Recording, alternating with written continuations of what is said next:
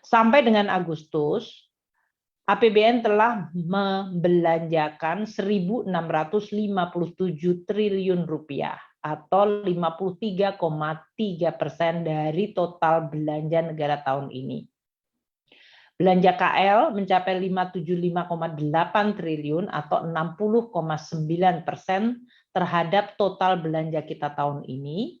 Belanja non-KL, yaitu belanja yang terdiri dari dominasinya adalah untuk subsidi dan kompensasi BBM dan listrik, serta pembayaran untuk pensiun termasuk THR dan gaji ke-13, serta jaminan kesehatan ASN. Jadi belanja non-KL ini dominasinya adalah perlindungan pada masyarakat.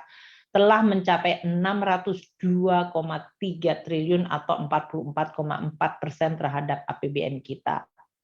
Transfer ke daerah mencapai 478,9 triliun atau 59,5% terhadap total transfer yang akan kita lakukan tahun ini. Sedangkan pembiayaan investasi sudah terrealisir 55 triliun rupiah, terutama untuk pembiayaan mendukung pembangunan infrastruktur dan proyek-proyek strategis nasional. Mari kita lihat detail belanja negara sampai akhir Agustus. Tadi sampaikan bahwa belanja kementerian lembaga mencapai 575,8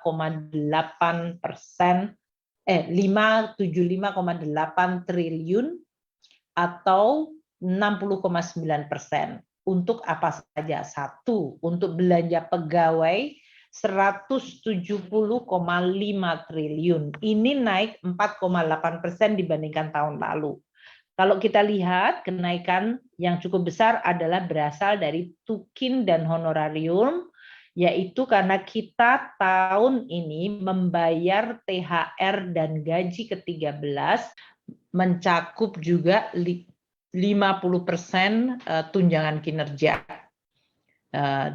Sementara untuk tahun 2021, untuk THR dan gaji pegawai ke-13 itu tidak dibayarkan dengan tambahan tunjangan kinerja 50%. Ini yang menyebabkan kenaikan dari belanja pegawai tahun ini 4,8%.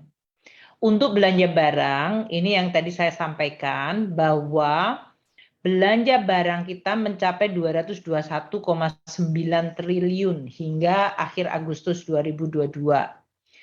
Kalau dilihat levelnya lebih rendah dibandingkan tahun lalu yang mencapai 255,2. Jadi dalam hal ini mengalami kontraksi 13%. Namun karena belanja barang tahun lalu didominasi oleh pandemi, maka kalau kita bedakan antara belanja yang berhubungan dengan pandemi, yaitu yang kuning 131,4 tahun lalu, dan tahun ini hanya 60,9, maka terlihat di dalam gambar ini belanja barang yang tidak berhubungan dengan pandemi justru mengalami kenaikan, yaitu dari 123,8 triliun tahun lalu menjadi 161,1 triliun pada posisi Agustus tahun 2022. Ini artinya belanja barang yang tidak berhubungan dengan pandemi naik 30,1%.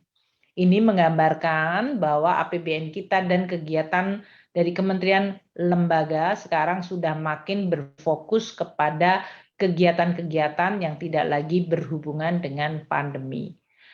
Dari sisi belanja barang ini, mayoritas masih didukung untuk pertama 38,6 triliun adalah membayar klaim pasien dan insentif nakes serta untuk vaksinasi. Jadi ini yang masih berhubungan dengan pandemi.